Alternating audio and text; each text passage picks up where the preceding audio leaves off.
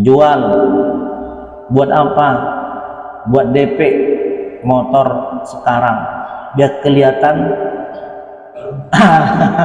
keren. Gitu. Ya udah, pakai aja apa yang ada.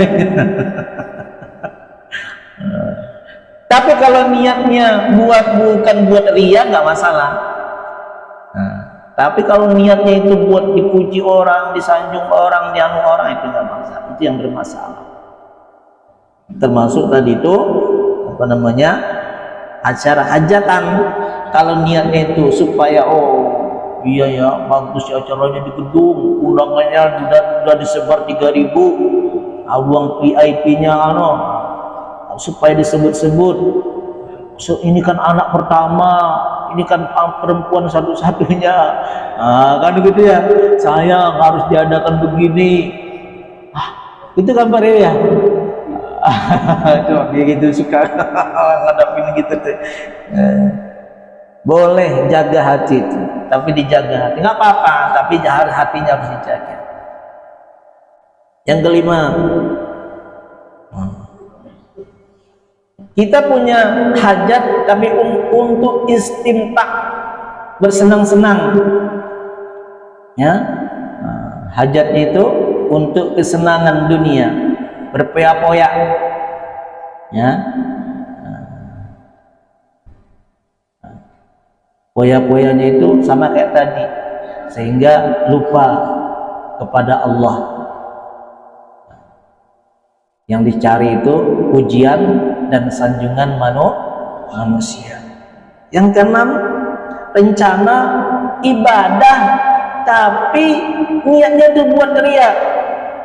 Jadi ustadz, jadi kiai, biar jadi kiai, biar jadi ustadz, nanti biar terkenal. Ya kan ya, biar terkenal. Jadi ilmunya itu belajar ilmu supaya dikenal orang, dipuji orang, alim, pintar, cerdas. Nah, itu dicela oleh Allah Subhanahu wa Ta'ala. Tak boleh. Ini dosa kecil. Tapi sekali dosa kecil, 2 kali jadi dosa besar. 5 hal dan 6 hal tadi itu ada biasa dalam kehidupan kita. Itu dihilangin. Ya. Jadi bagaimana supaya rencana kita itu Allah ridho, biar nggak marah sama Allah itu sama kita. Ya. Kita punya rencana, kita punya keinginan, tapi Allah itu ridho sama kita. Satu kayak tadi tuh, kalau kita punya rencana, kalau kita punya keinginan, jangan putus nasta'innya, jangan putus insya Allah wa bihaulillah wa quwwatihnya. Ya, saya hari ini mau ke tempat ke tempat pulang, ngomong sama istri, ngomong sama keluarga, ataupun di dalam hati kita ini, ntar mau ke dah, insya Allah wa bihaulillah wa quwwatih. Harus ada di dalam hati. Tapi kalau kita kebanyakan, kan kita kan suka banget begitu kan ya. Rencana hati kita itu begitu bangun, bukan tampak. Tapi harus ditutupin dengan insya Allah wa bihaulillah wa quwwatih. Jangan putus itu. Jangan putus. Kenapa putus? Kenapa jangan putus? Satu, kayak tadi tuh, karena kita mensyukuri pikiran kita ini. Pikiran ini memang banyak, tapi terbatas. Keinginan kita itu, kita dikasih oleh Allah ini pikiran ini supaya tafakkur, merenung, berpikir tentang ciptaannya Allah. Saya punya rencana, tapi ada rencana Allah yang lebih dahsyat. Saya punya keinginan, saya punya maksud, saya punya program, saya punya harapan, tapi ada harapan Allah yang lebih dahsyat daripada keinginan saya. Yang kedua, supaya kita tidak kecewa, biar nggak kecewa, ya. ini sudah capek-capek, udah lelah-lelah, udah letih-letih, udah banyak waktu, udah sebulan gak jadi-jadi. Biasanya orang kecewa itu begitu. Orang yang mudah kecewa itu begitu. Kenapa? Karena tidak disandarkan kepada Allah. Tapi kalau hati kita ini punya rencana nggak jadi, gagal rencana itu, selama kita sandarkan kepada Allah, itu hati kita itu tenang, nggak marah, nggak putus asa. Tapi kalau kita mengandalkan, oh saya udah nunggu, Assalamualaikum, Waalaikumsalam, nanti kita ketemu ya di jam 10, ya putus itu. Begitu kita tunggu jam 10 nggak datang-datang, suwe, gue udah lama nunggunya. Jangan ya, udah lama nunggu dari tadi gak datang-datang. Ada nggak begitu? Udah jam 11 juga kagak datang, ini gimana sih? Akhirnya marah-marah, telepon, oh gimana sih, udah nunggu dari jam 10, katanya jam 10.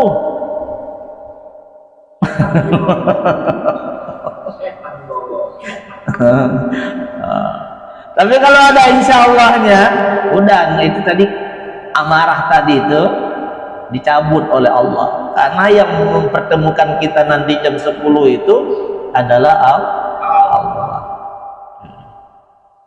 Ya. Ya.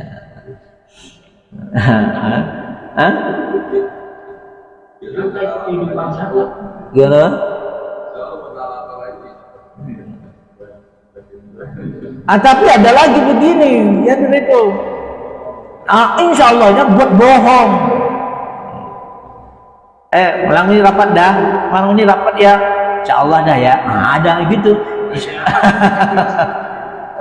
Insya Allah dah ya katanya. Insya Allahnya buat main. Itu bukan namanya, itu udah melecehkan Allah itu. Rapat di jam 9, ternyata dia nggak kemana-mana. Ada sehat, nggak ada tamu, nggak kemana-mana, nggak datang. Insya Allah tadi itu. Itu sudah melecehkan Allah itu. Maka mana insya Allah itu jika Allah berkehendak memberikan kekuatan, ada kekuatannya, ada waktunya, ada waktu luangnya, nggak sakit kok, nggak kemana-mana, tapi dia nggak datang. Nah itu lebih tercela lagi, lebih dihinakan lagi oleh Allah Subhanahu wa Ta'ala. Nah kira-kira kita suka begitu nggak ya?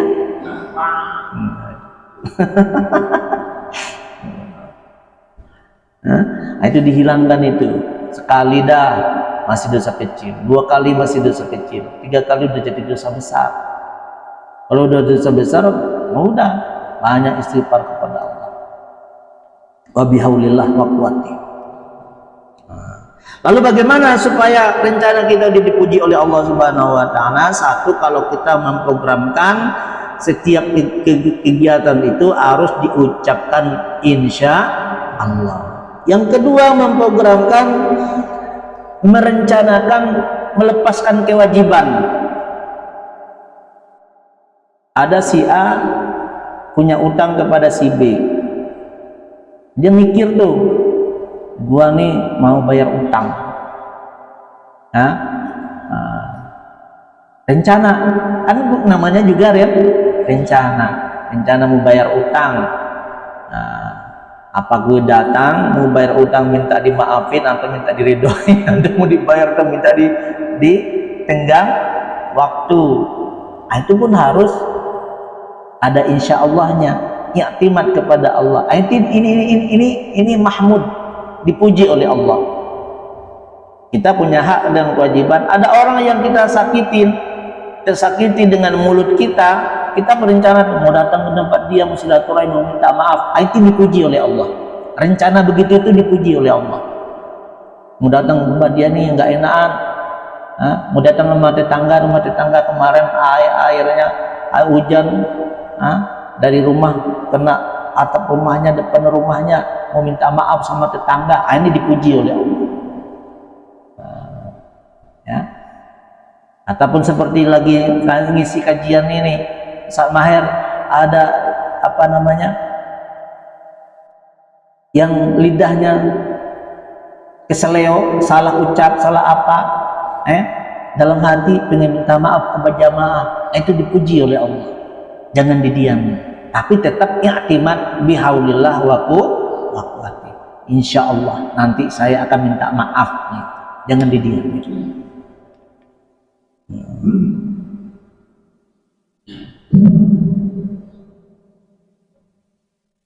Yang ketiga, kita punya rencana, punya program supaya hawa nafsu kita ini enggak keluyuran.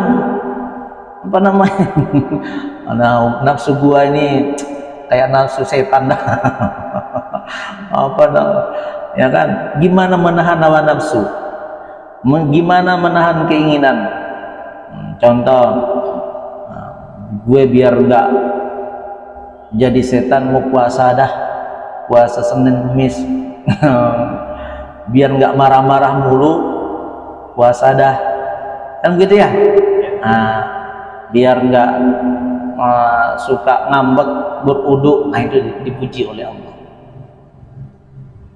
Merencanakan sesuatu untuk mereda hawa nafsu. Di rumah berantem mulu, sama teman nggak akrab, di grup WA berantem mulu, banyak yang keluar dari grup karena berantem kan ya. Nah, ini mikir itu dia mikir, kok gue dikeluarin dari grup ya, atau gue keluar dari grup, kenapa gue dikeluarin nih, jangan-jangan gue salah ini nih, salah tulis. Nah, cari tuh kesalahan itu. Barangkali tadi ada salah ucap, salah omong, barangkali gue marah, barangkali gue menyinggung perasaan orang. Nah, ini rencana untuk mengklarifikasi itu tuh boleh dipuji oleh Allah. Menahan hawa nafsu kita biar nggak marah lagi, maafin ya.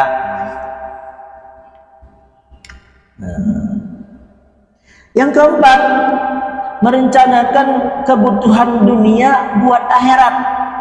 Ini dipuji oleh Allah. Usaha, niat usahanya itu ngumpulin duit biar berangkat umroh. Nah, ini dipuji oleh Allah. Nyari duit yang banyak. Bagi mau nyari duit banyak, biar mau nyari duit yang banyak, mau bikin masjid yang banyak. Nah, ini dipuji oleh Allah.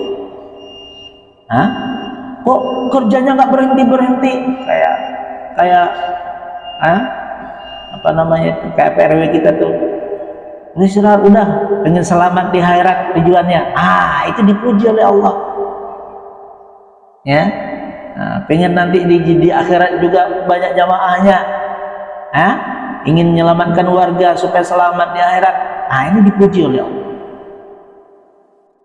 Usaha pagi sudah nggak ada di rumah, pulang malam, kok usaha terus? Iya, saya punya program, saya punya rencana, kalau dapat duit banyak mau bangun masjid. Ini Masjid Al-Barkah mau tak rombak, renovasi 3 lantai. Amin ya rabbal alamin. Itu mulia itu. Itu mulia, tapi tetap ada insyaallah wa bihaulillah wa quwwatihi. Kemudian yang kelima, merencanakan program siasat. Misalnya kayak berperang. Gimana ini supaya kampung kita ini biar nggak ada apa namanya itu? Geng motor. Biar nggak ada geng motor kan ya. Biar anak-anak biar nggak ada geng motor di sini. Bikin siasat, kumpulin warga. Biar selamat warga di sini, bikin siasat. Siasatnya itu nanti semalam ada 10 orang ronda di pojok sana, semalam lagi ronda di pojok sana, malam ini pojok sana. Ini dipuji oleh Allah. Siasat, programkan siasat sebagaimana Nabi di perang Uhud itu, kata Nabi kepada pasukannya, separuh naik ke atas, yang tukang panah di puncak gunung, yang pakai golok di bawah. Kenapa ada di atas?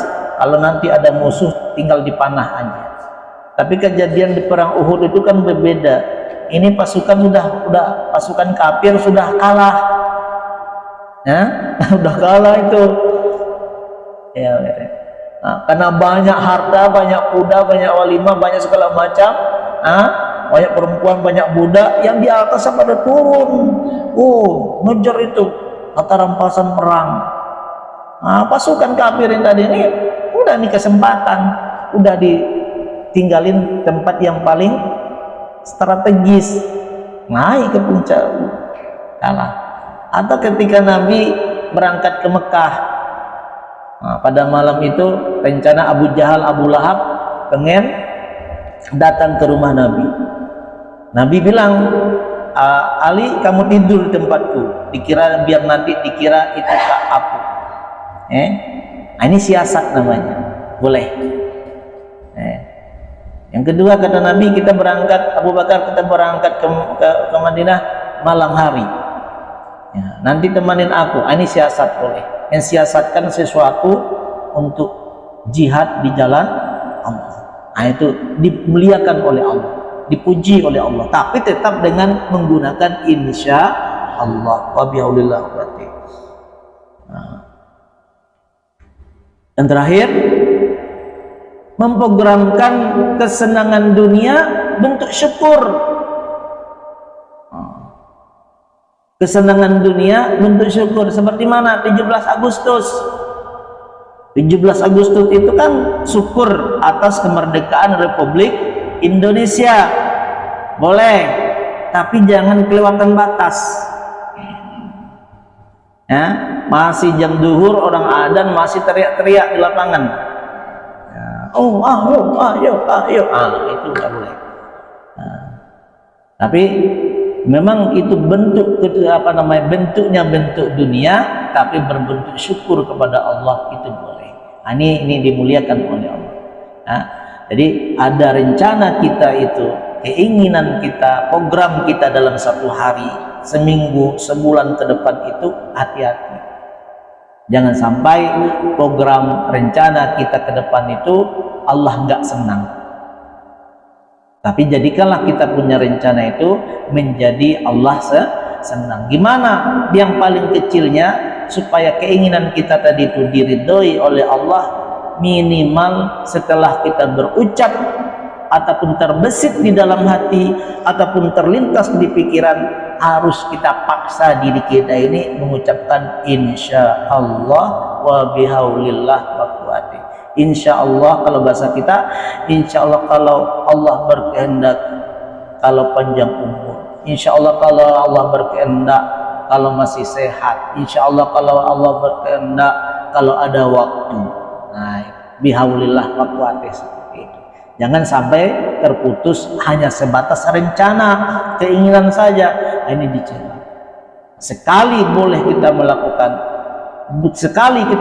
dosa kecil, 2 kali dosa kecil, 3 kali jadi dosa besar. Dan itu pun disebut dengan zulmah, kegelapan hati kita. Kenapa? Karena kita tidak mencukuri pikiran, karena kita tidak mendahulukan Allah Subhanahu wa ta'ala. Yang kita dahulukan adalah kekuatan diri kita. Ini tidak dilarang oleh Allah Subhanahu wa ta'ala. Mudah-mudahan memahami ini semua dan kita semakin baik akidah tauhid kita kepada Allah Subhanahu wa ta'ala. Ada pertanyaan? Kalau enggak, tutup. Kalau enggak ada pertanyaan berarti udah paham semua. Atau barangkali takut nanya, memang begitu keadaannya. Keseharian kita kan begitu kan, ya. Ya Allah. Cukup? Ya. A'udzubillahi minasyaitonirrajim. Bismillahirrahmanirrahim. Alhamdulillahirabbil alamin. Allahumma shalli ala sayyidina Muhammadin wa ala alihi washabihi ajmain.